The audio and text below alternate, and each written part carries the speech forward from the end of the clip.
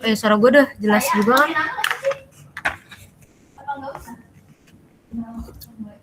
Oke, kita mulai aja. Bismillahirrahmanirrahim. Assalamualaikum warahmatullahi wabarakatuh.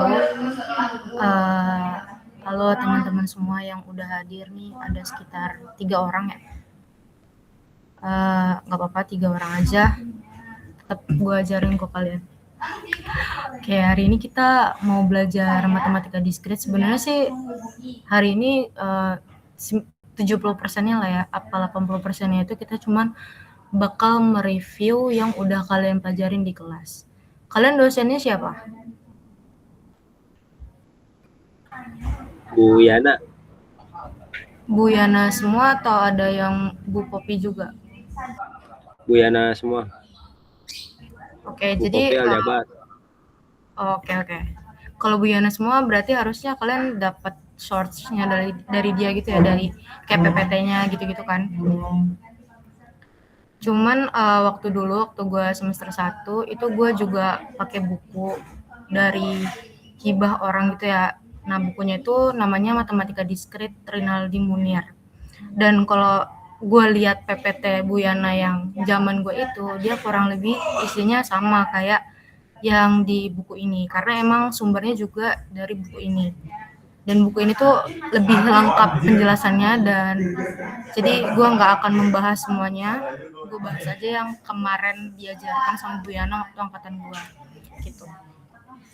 Karena hari ini kita belajar himpunan, mungkin teman-teman udah tahu semua ya himpunan itu apa, tapi gue jelasin aja sedikit lagi. Kalau himpunan itu adalah sekumpulan objek, jadi kayak objek misal ada kumpulan kelas, nah itu berarti himpunan kelas. Nah, nanti kelas itu isinya apa? Isinya berapa mahasiswa di dalamnya gitu.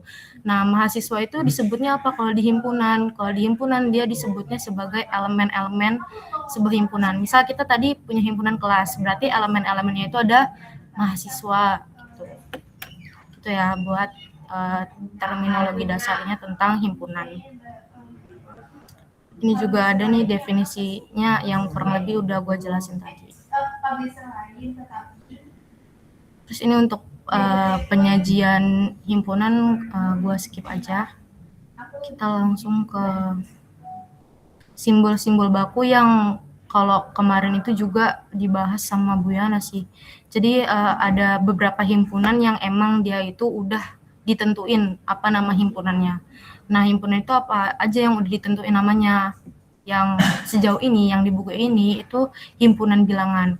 Jadi kalau dilihat tuh di sini ada sekitar 6 himpunan bilangan. Yang pertama himpunan bilangan positif, himpunan bilangan asli, himpunan bilangan bulat, terus himpunan bilangan rasional, sama himpunan bilangan real.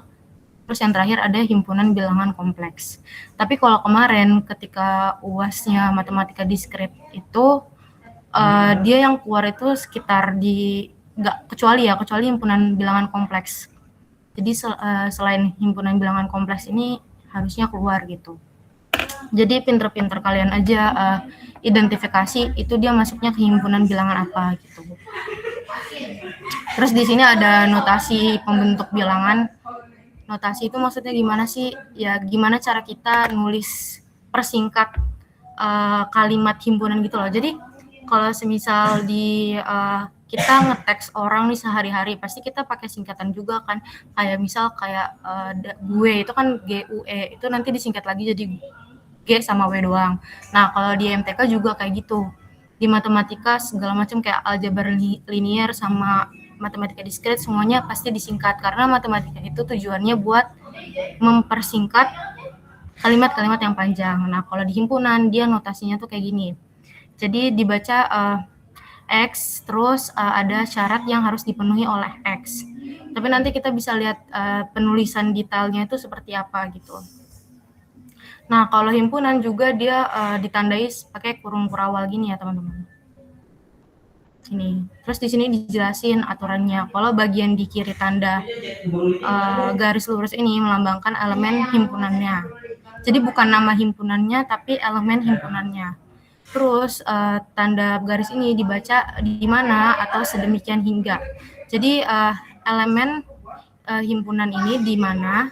Terus nanti yang syaratnya itu macam-macam. Terus setiap tanda koma di dalam syarat keanggotaan dibaca sebagai dan gitu. Sebenarnya sepele tapi sering dilewatin orang-orang. Ini kalau diagram Venn mungkin nggak usah gua review lagi karena kita udah pernah dapet ini di SD apa ya, lupa deh.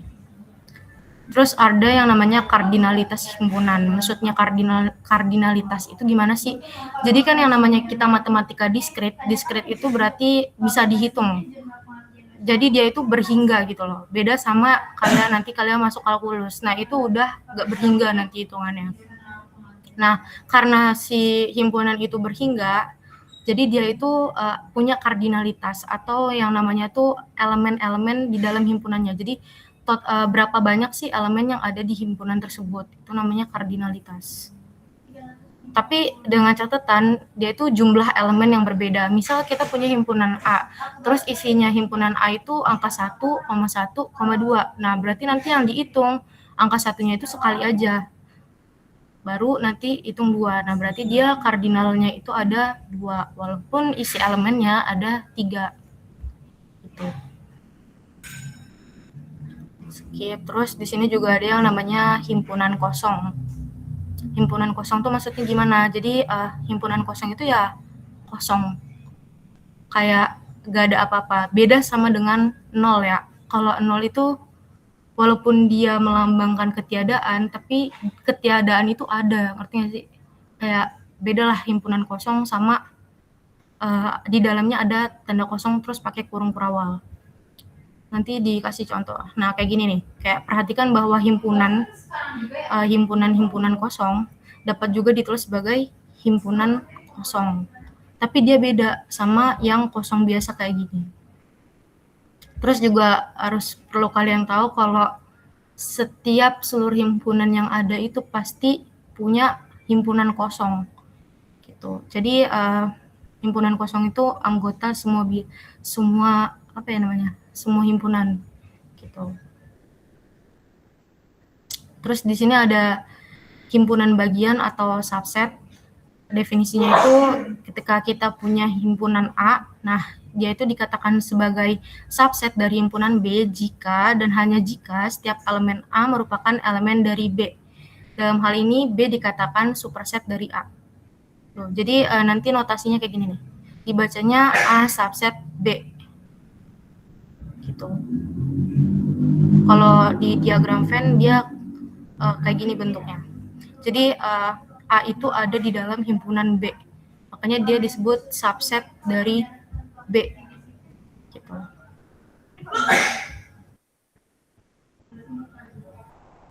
Terus untuk teorema-teorema ini sebenarnya lebih ke perlu ya. Karena ketika kita ngerjain soal dia pasti butuh yang namanya teorema gitu. Terus di sini dijelasin kalau untuk sembarang himpunan A berlaku hal-hal sebagai berikut. A adalah himpunan bagian dari A itu sendiri. Jadi misal tadi kita punya A nih. Nah, A ini subset dari A itu sendiri gitu. Notasinya kayak gini. Nanti kalau di diagram Venn ya A ini aja udah subset dari A sendiri. Terus di sini dibilang juga kalau himpunan kosong merupakan himpunan bagian dari A. Karena kan himpunan kosong itu bagian dari semua himpunan gitu. Kecuali ada himpunan-himpunan dengan kasus tertentu ya. Terus juga dibilang di sini kalau jika jika A subset B dan B subset C, maka A subset C. Karena istilahnya B itu kan di dalam C. Nah, A itu di dalam B, berarti otomatis A itu ada di dalam C. Gitu. Terus ada yang namanya juga himpunan yang sama.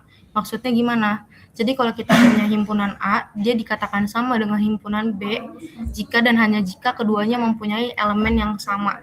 Dengan kata lain, A sama dengan B. Jika A adalah himpunan bagian dari B dan B adalah himpunan bagian dari A. Jadi istilahnya kayak kalau A subset B dan B subset A, itu dia berarti A sama dengan B. Gitu. Ini contohnya ya.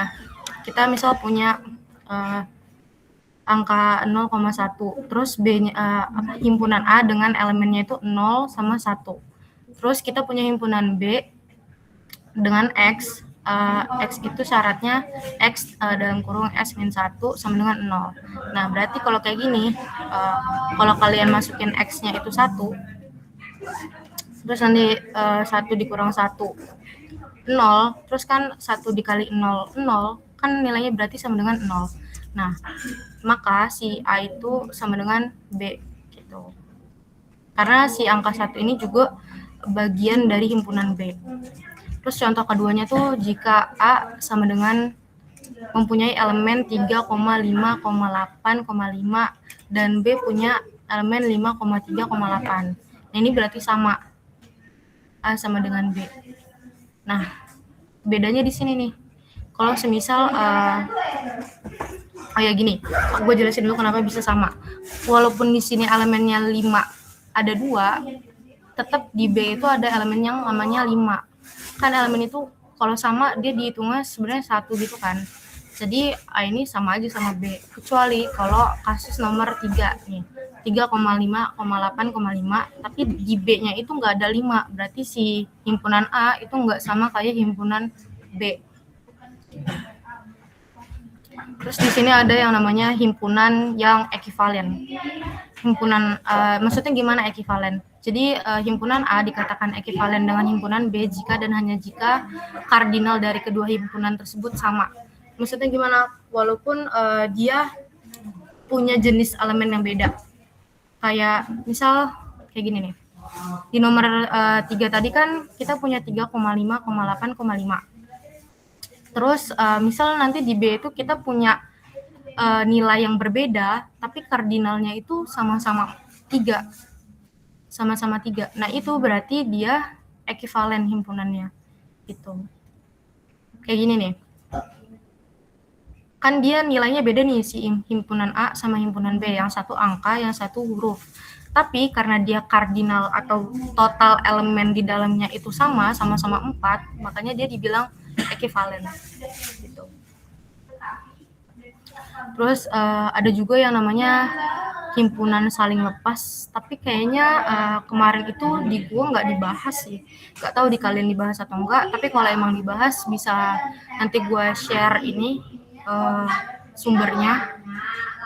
Nggak tahu sih ini legal atau legal ya, tapi nanti gua share biar kalian belajar juga dari sini. Terus di sini ada yang namanya himpunan kuasa juga. Ini cukup penting ya. Kenapa? Karena himpunan kuasa itu istilahnya adalah himpunan yang elemennya merupakan semua himpunan bagian dari A. Jadi maksudnya gimana? Misalnya di sini ada contohnya. Kita punya himpunan A dengan elemen 1 sama 2. Nah, maka nanti himpunan kuasanya itu sama aja kayak di dalamnya ada himpunan kosong, terus himpunan angka 1 nih, ada angka 1 kan, si A. Terus ada himpunan angka 2 juga, sama himpunan angka 1,2. Nah, kalau misal di sini ada 3, berarti nanti ada himpunan kosong, himpunan 1,2, himpunan 1 dulu, terus himpunan 2, himpunan 3, terus ini himpunan 1,2, himpunan 1,3, himpunan 3,2. Jadi lebih banyak gitu isinya. Gitu ya. Kemarin ini keluar sih di semester gue ya, nggak tahu sih itu udah 4 semester lalu, jadi belajar lagi aja. Gitu. Terus di sini ada contoh juga kalau himpunan kuasa dari himpunan kosong adalah himpunan kosong. Beda ya. Jadi kan kalau tadi himpunan kosong itu tanda ininya aja nih. Tanda yang di dalamnya aja. Tapi kalau himpunan kuasa dari himpunan kosong itu ada tanda kurungnya gitu. Terus nanti kalau misal ditanya himpunan kuasa dari himpunan ini nih, himpunan kuasa kosong. Berarti nanti dia ditambah lagi tuh kurung kurawalnya. Jadinya kayak gini nih. Ada 2. Gini. Gitu ya. Jadi nggak bener-bener kosong gitu. Karena beda ketika kosong doang sama nggak kosong. Ya, terus lanjut. Nah, yang paling penting sih operasi terhadap himpunan ini yang biasanya kekecoh semua ya. Termasuk gue juga sering kekecoh sama hal ini. Mungkin dari yang pertama dulu ada irisan. Irisan itu maksudnya gimana? Irisan itu adalah ketika kita punya himpunan A sama himpunan B, terus nanti kita mau gabung nih himpunan A dan himpunan B jadi satu.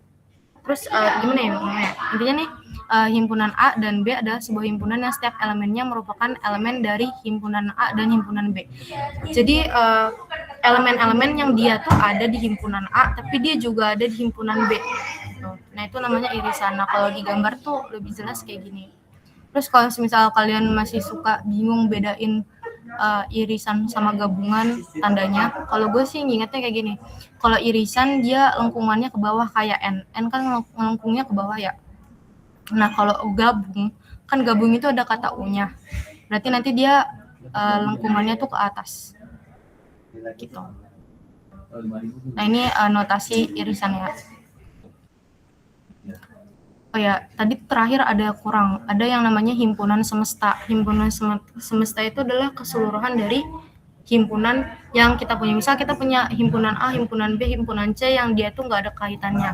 Nah itu tapi dia itu masih satu kelompok gitu loh, walaupun nggak ada kaitannya, tapi masih satu kelompok. Itu contohnya kayak gimana? Contohnya kayak karnivora deh.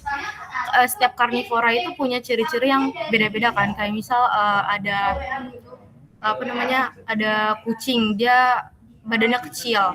Terus ada harimau, dia badannya gede, tapi dia masih dikelompokkan sebagai karnivora gitu kan, walaupun nggak benar-benar sama. Nah, nanti himpunan karnivora itu namanya himpunan U atau himpunan semesta dari si kucing sama si harimau gitu.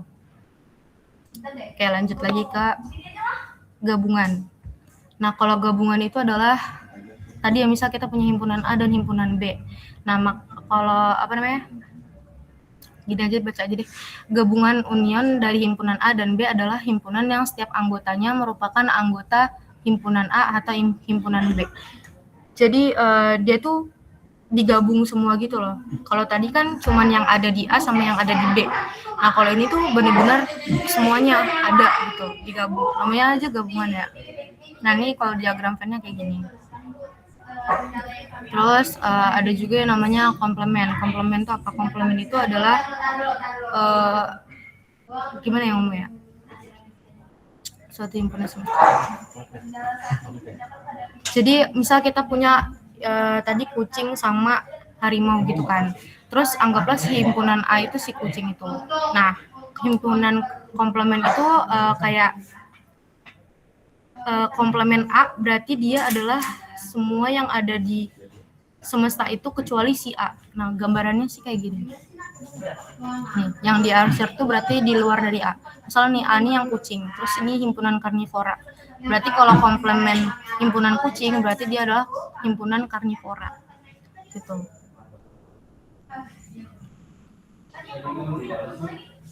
Terus ada juga yang namanya selisih. Kalau selisih itu ya kalau tadi kan irisan dia yang ada di A dan ada di B juga. Kalau ini tuh ya udah kalau ada di A yang ada di A aja. Kalau ada di B yang ada di B aja gitu. Jadi kalau misal notasinya A min B berarti itu nanti A irisan B komplemen. Maksudnya gimana? Kalau digambarin kayak gini nih. Jadi himpunan A tapi yang nggak ada B komplemennya ini. Kan kalau misal irisan B berarti dia yang tengah. Tapi kalau B komplemen berarti dia A aja. Gitu. Terus beda setangkup. Beda setangkup itu kayak gini. Bedanya sama selisih tuh gampang ya. Kalau selisih kan dia himpunan di depannya aja tuh yang di arsir. Maksudnya di depannya gimana sih? Kan misal tadi A selisih B, berarti nanti yang di arsir itu himpunan A yang nggak ada B-nya juga gitu. Nah, kalau beda setangkup itu A sama B-nya yang diarsir, tapi yang ada di dua himpunan itu nggak kita arsir gitu. Jadi dia tuh keterbalikannya dari irisan gitu. Oke, terus di sini ada teorema 2.2. Jadi maksudnya gimana sih? Di sini sebenarnya lebih ke hukum-hukumnya aja. Kalian nanti UAS open book atau enggak?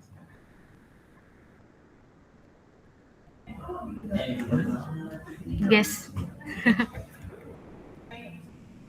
Coba kita cek komen ya.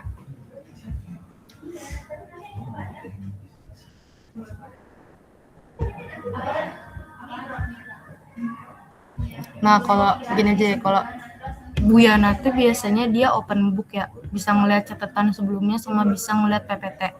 Kalau kemarin gue juga bawa buku ini, karena kebetulan gue kan punya cetaknya.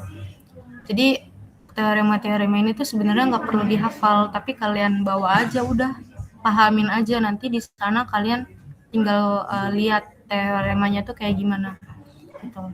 Kalau ini kan kayak sebenarnya kayak operasi matematika gitu loh. Kalau di beda setangkup itu, kalau A beda setangkup B, dia itu sama aja kayak B beda setangkup A gitu. Terus juga ada hukum asosiatif yang dimana kalau A beda setangkup B itu di dalam kurungin, terus di beda setangkup C itu sama aja sebenarnya kayak A beda setangkup dalam kurung B beda setangkup C gitu. Terus ini kemarin keluar juga sih yang perkalian kartesian ini. Ini mudah ya teman-teman, kalau semisal kita punya himpunan C sama himpunan D sedemikian rupa kayak gini, nanti tinggal kalian kaliin aja setiap elemennya. Maksudnya dikaliin itu kayak gimana sih? Dijadiin satu kayak gini nih.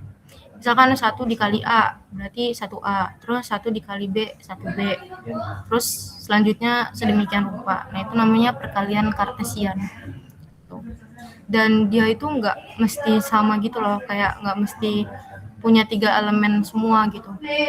Selagi ada isinya elemennya dikaliin aja. Terus ini ada catatan nih. Kalau semisal mungkin gue mention yang 4 aja. Jika A itu himpunan kosong atau B itu himpunan kosong, maka A kartesian B itu sama dengan B kartesian A karena sama-sama kosong. Gitu.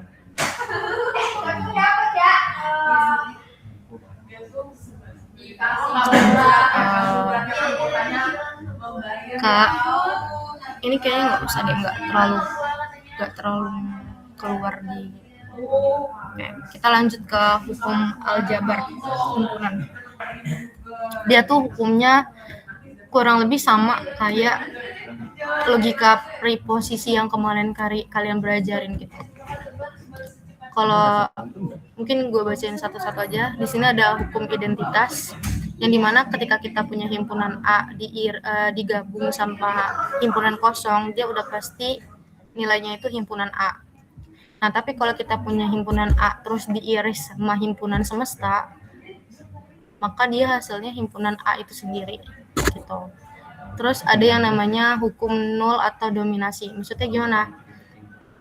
Jadi kalau misal kita punya himpunan A, kita iris sama himpunan kosong, dia otomatis nilai irisannya itu adalah si himpunan kosong itu sendiri. Nah, ini disebut dominasi. Jadi yang di sebelah kiri ini, di sebelah kanan ini mendominasi yang depannya gitu.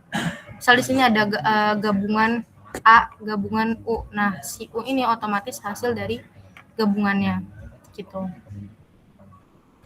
Terus ada juga hukum komplement. Hukum komplement itu maksudnya gini, ketika kita punya A gabungan A komplement, maka itu hasilnya ya semesta, himpunan semesta. Tapi kalau kita punya A irisan A komplement, berarti dia itu nilainya himpunan kosong. Ini banyak sih sebenarnya. Tapi mungkin bakal bingung di cara bacanya. Tapi ya oke lah, nanti kalian pelajarin sendiri aja cara bacanya. Gitu. Terus di sini ada prinsip dualitas. Prinsip dualitas itu maksudnya gimana? Maksudnya kalau misal kita punya A gabungan A komplement itu sama dengan U, berarti dia itu sejalan sama A irisan A komplement itu sama dengan himpunan kosong. Di sini ada sih tabelnya. Tabel dualitas. Jadi kayak kebalikannya gitu. Tapi tetap sama gitu loh secara konsep. Terus ini nggak kepake ya, partisi juga enggak, pembuktian proposisi. Oh ya, ini juga kemarin kepake sih pembuktian proposisi himpunan, tapi di sini tuh dia agak panjang. Nah, mungkin gue langsung ke tabel pembuktiannya aja ya. Jadi sebenarnya tuh sama aja kayak preposisi, balik lagi. Jadi misal di sini kita punya A, B, C sedemikian rupa. Nah, terus kalau misal kita mau gabungin dulu ya. Nah, misal kita B gabung C. Berarti ketika kita punya B-nya 0, C-nya 0, maka ketika digabung dia sama aja 0. Tapi ketika kita punya B-nya 0, C-nya 1, berarti ketika digabung hasilnya 1. Nah, si gabung ini tuh sebenarnya sama aja kayak konsep atau di logika preposisi. Jadi dia ini nggak harus dua-duanya satu atau nggak harus dua-duanya nol gitu untuk jadi benar gitu ya. Jadi ketika salah satu benar aja, si gabungan ini otomatis nilainya satu. Bisa kalian lihat sendiri. Nah, beda sama irisan. Misal di sini ada A irisan B ya. Nah, A irisan B itu sama aja kayak logika preposisi dan. Jadi dia itu mengharuskan kalau si A sama si B ini nilainya harus sama-sama satu gitu ya. Nah, di sini kita ada contoh. Misal kalian lihat nih, nolnya itu lebih banyak. Walaupun di sini tuh ada B-nya ada satu satu atau A-nya ada satu satu. Kenapa? Karena syaratnya kayak dan. Kecuali kalau dia satu satu baru nilainya satu juga. Gitu. Nah, untuk kedepannya nih ada yang lebih complicated. Itu sebenarnya konsepnya masih sama, nggak beda jauh, cuman dibikin ribet aja. Jadi tinggal kalian banyak latihan aja buat kedepannya. Gitu. Terus ini pembuktian dengan menggunakan aljabar himpunan. Ini nanti bakal keluar juga ya dia. Jadi gimana sih kalau cara ngerjain ini tuh bisa kita sederhanain dulu. Sederhanainnya kayak gimana? Misal kayak gini ya.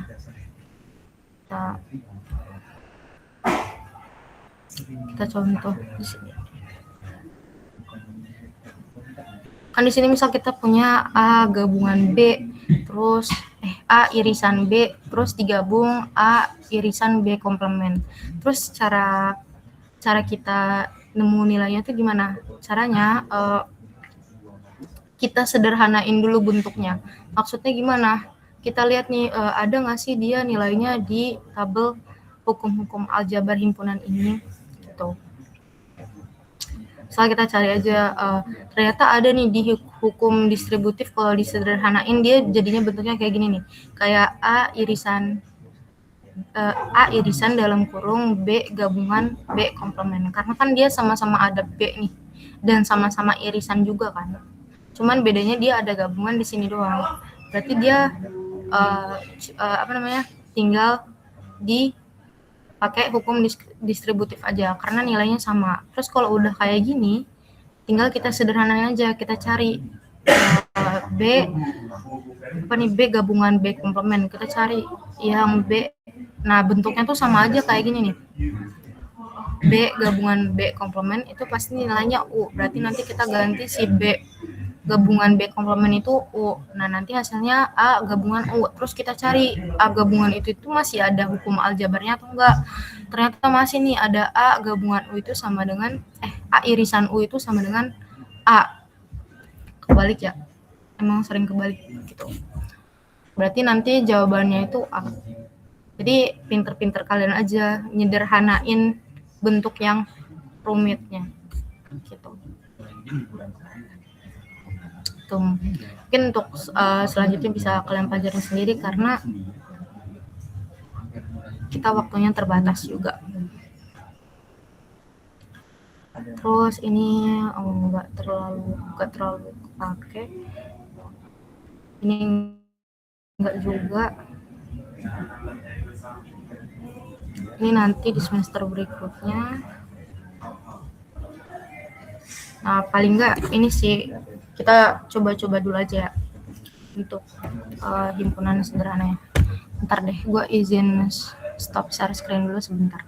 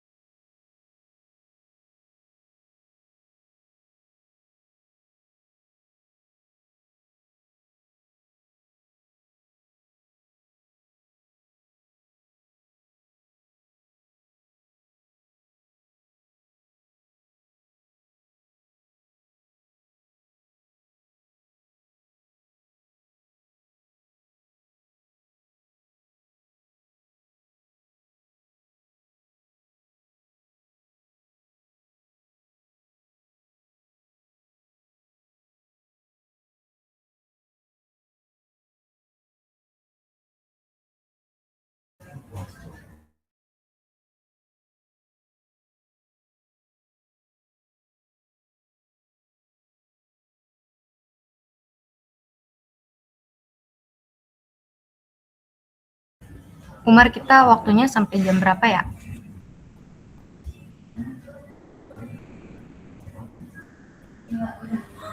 Kalau nggak salah itu jam berapa?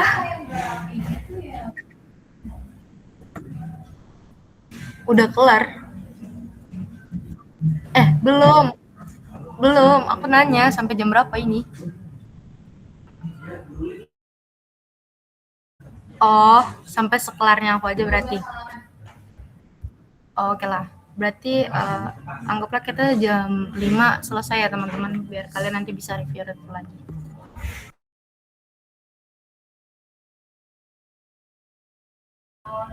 Nah, di sini ada contoh yang paling sederhana dulu, ditentukan apakah pernyataan di bawah ini benar atau salah. Ini tuh sebenarnya soal-soal kayak gini keluar lah perintilan-perintilan kayak gini tuh sekitar 5 soal ya, kalau kemarin, kalau besok nggak tahu kapan. Misalnya sini contohnya itu dibaca kayak gini, nomor A dulu ya. Kita punya himpunan kosong, terus dia itu subset dari himpunan kosong. Nah, itu benar atau salah? Cara kita tahunya gimana? Cara kita tahunya itu pertama, bedain himpunan kosong yang anggap aja nih lambangnya himpunan kosong gitu ya. Angka 0 ini nih, kelihatan nggak? Nih, ini anggap aja himpunan kosong.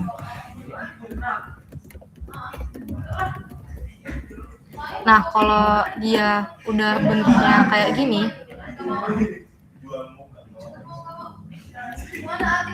dia itu udah bukan benar-benar himpunan kosong lagi. Dia tuh udah ada elemen dengan nilai yang kosong. Nah, berarti kalau himpunan kosong doang, dia lambangnya kayak gimana? Kayak gini doang. Jadi dia nggak ada isinya.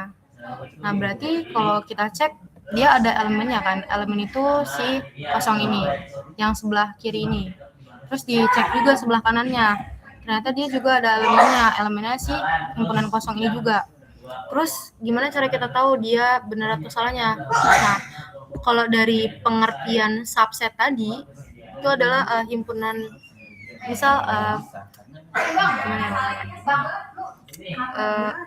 intinya si A itu nilainya ada di dalam B, kalau subset itu begitu. Nah, kalau gini berarti kita cek apakah si himpunan si elemen kosong ini juga ada di sebelahnya nih, elemen kosongnya. Ternyata ada, berarti dia nilainya benar. Gitu. Ada yang mau ditanya dulu nggak sebelum gue lanjut? Gue lagi tuh pas di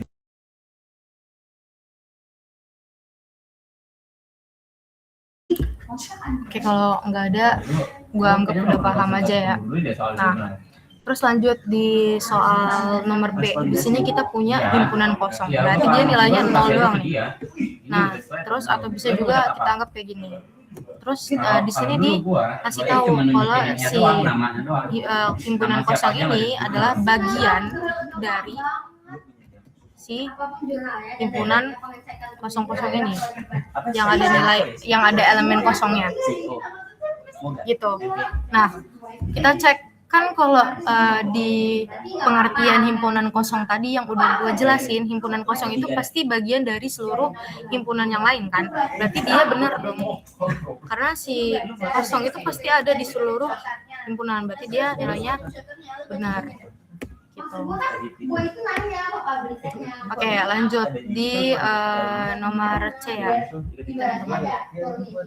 Nah, di nomor C itu dia bentuknya kayak gini. Kita punya himpunan dengan elemen kosong, terus dia itu dibilang gabungan dari himpunan dengan elemen himpunan kosong. Ini. Nah, kalau kayak gini tuh kita agak tricky ya guys. Ibarat kata kayak gini nih, apakah angka 1 itu bagian dari kita bisa punya 1 nih, elemen 1, apakah dia kemudian bagian dari himpunan 1 ini juga, apakah dia anggotanya, apakah si 1 itu adalah anggota dari himpunan satu gitu. Nah, kalau kayak gini tuh bener ya, tapi kalau misal udah elemennya kosong, dia itu salah, karena yang benar itu adalah ini 0 himpunan kosong bagian dari kosong. Gini. Jadi beda ya. Nah, kalau ini baru benar, tapi kalau yang kayak tadi itu salah. Gitu. Ini kita tulis salah. Ya, ini benar. Tapi kalau menurut kalian sendiri, apakah himpunan yang dengan elemen 1 itu adalah bagian dari himpunan elemen 1 atau bukan? Mungkin ini bisa jadi bahan pertanyaan kalian hari ini ya teman-teman. Bisa kalian cek lagi nanti kebenarannya. Gitu. Terus di soal selanjutnya itu ada nomor D ya. Nomor D apa nomor? Ya nomor D. Ya nomor D itu kita punya himpunan A, B gitu. Nah di sini tuh dibilang kalau A, B itu subset dari A, B terus A ini dalam kurung A, B gini. Nah kalau kayak gini tuh ngeceknya gimana?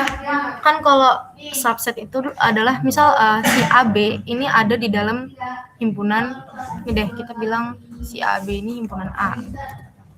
Terus yang di sebelahnya itu B. Kan kalau pengertian subset itu adalah A ada di dalam B kan. Nah kalau kalian cek elemen A itu ada di elemen B juga. Elemen himpunan A. Elemen A di himpunan A itu ada juga di elemen A himpunan B. Nah ini berarti udah benar nih yang A. Terus kita cek B-nya. B-nya ada nggak di himpunan B besar gini? Gitu. Nah kalau ada juga berarti dia si A itu emang subset dari himpunan B. Benar gitu. Kecuali kalau tulisannya begini nih. Kalau kayak gini, dia berarti enggak, si A itu bukan subset dari B. Kalau gini baru subsetnya. Gitu. Ya, terus buat soal nomor 1 itu nggak bakal gua bahas semua ya. Paling nggak sampai nomor E ini aja. Di nomor E ini disebutin kalau A itu subset dari B. Terus si B itu anggota dari C. Terus kemudian di sini disebutin maka A anggota dari C. Apakah benar? Harus kita cek dulu. Misal kita punya A itu nilainya 1. Terus B itu nilainya 1,2. Kan ini subset ya, si A kan subset dari B. Terus kita cek C-nya. C-nya misal kayak gini. 1,2. Gini. Nah kan kalau kayak gini nih, si B itu emang anggota dari C, benar. Tapi apakah lantas si A ini anggota dari B? Enggak, karena apa? Karena di sini tuh ada dalam kurungnya nih. Nih. Kalau misal si C-nya ada angka 1 doang kayak gini, itu benar. Tapi karena si C-nya cuma ada 1,2, ini salah. Berarti kan dia nggak mesti setiap kalimat ini tuh benar. Ada yang kalimatnya salah juga gitu. Nah berarti ini salah.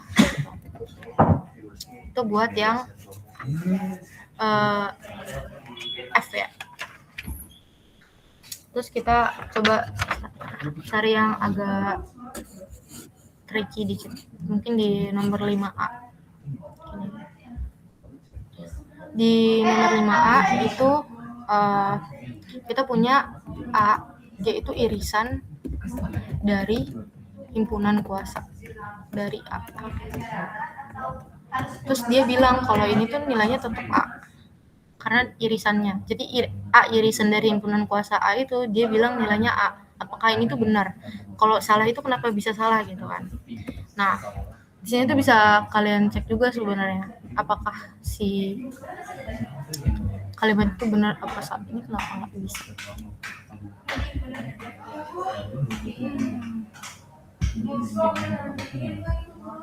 Sendiri. Kenapa ini sendiri? Karena kalau misalkan game yang sama banget ini sendiri itu nggak bisa kesekian. Udah. Kayak gini ya, kita cari di sini. Kita cari yang A irisan ya. Agak repot ya di sini. A irisan. Nah, di sini tuh adanya A irisan hampa. Dia jadi A irisan himpunan kosong, dia jadinya kosong. Tapi di sini juga dibilang kalau A irisan U atau himpunan semesta, dia baru hasilnya A. Berarti kalau kalian cek dari sini aja, itu udah beda nih kan, himpunan kuasa sama himpunan semesta itu udah beda kan. Nah, kalau udah beda berarti harus dicek lagi sih, tapi bisa kita simpulin sejauh ini salah lah. Kalau emang kalian nanti nggak ada waktunya lagi ya. Terus cara kita kasih tahunya gimana? Cara cari tahunya gimana? Nah, misal kita punya himpunan A itu sama dengan 1,2 lagi ya, 1,2 lagi. Nah, berarti kalau himpunan kuasanya itu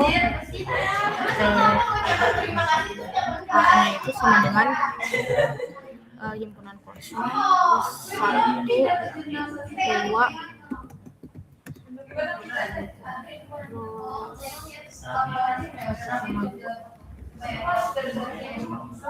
lupa deh tadi itu himpunan kuasa ya, kalau nggak salah tuh ada dalam kurungnya juga.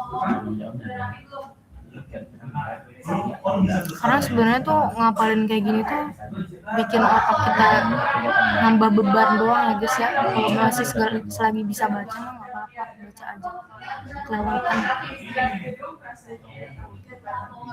Himpunan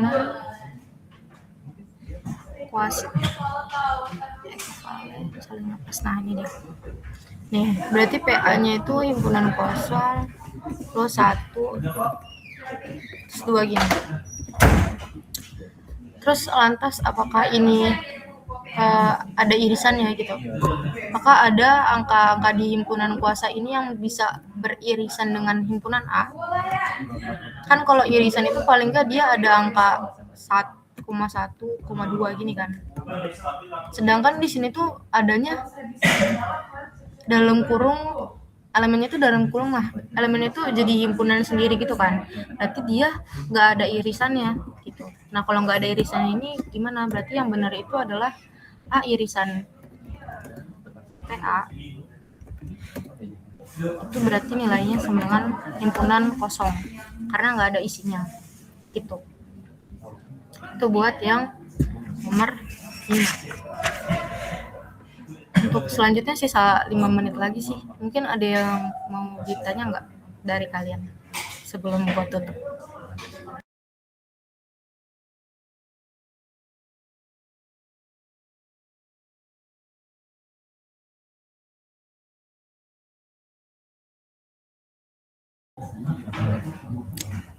Gimana Ramadan sama Anissa, paham nggak?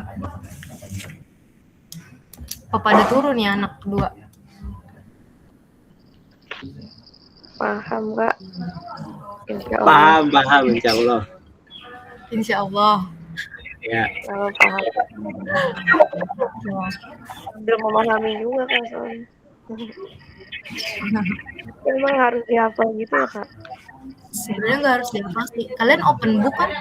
Open book kan baru ini kak, UASnya kak. Iya baru UAS ini kemarin. Waktu di kelas dikasih tahu nggak Pak Buyana open book atau enggak? Enggak, belum dikasih tahu sih. Kemarin itu kita pas kena minggu kena libur mulu ya waktu itu, dan jadi 2 minggu nggak ketemu. Tapi waktu UTS kemarin boleh lihat buku nggak? UTS boleh. Oh, berarti boleh sih, saran gue mah catat aja dari sekarang. Kan kalian nanti nggak boleh buka HP ya, paling nggak kalau nggak salah nggak boleh buka laptop juga deh. Boleh deh, kan bisa ngeliat ini kan. Terserah sih mau kalian tulis atau kalian lihat langsung aja materinya nggak apa-apa. Yang penting tuh kalau matdi selalu jaga-jaga bawa materi karena nggak mungkin kalian ngapal semua itu gitu. Dan Bu Yana juga tahu kalau kalian nggak mungkin ngapal semua itu. Oke sih Kak. Paling itu ya itu yang bingung kalau misalnya yang baru di belakang lupa. Bingung apa? Nggak jelas suaranya lama. Sorry. Kalau misalnya sebenarnya paham tapi kalau misalnya nggak lihat ke atas lagi lupa, paling itu doang sih. Iya, berarti sediain aja. Berarti udah cukup ya teman-teman semua. Udah, Kak. Cukup itu. Oke, berarti alhamdulillahirrahmanirrahim. Mungkin gua tutup ya. Makasih ya teman-teman semua yang udah datang. Semangat buat UAS besok. Kalau mau minta materi nanti gua share biar si Umar yang share ya ke angkatan 25 ya kalian ya. Iya, Oh ya, 25. absen dulu jangan lupa.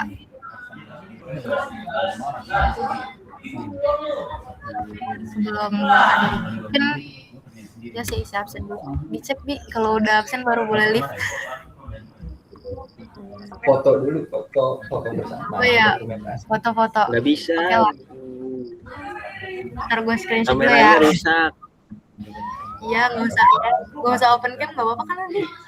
Lah, ikan lah. Kameranya rusak Bang Abi.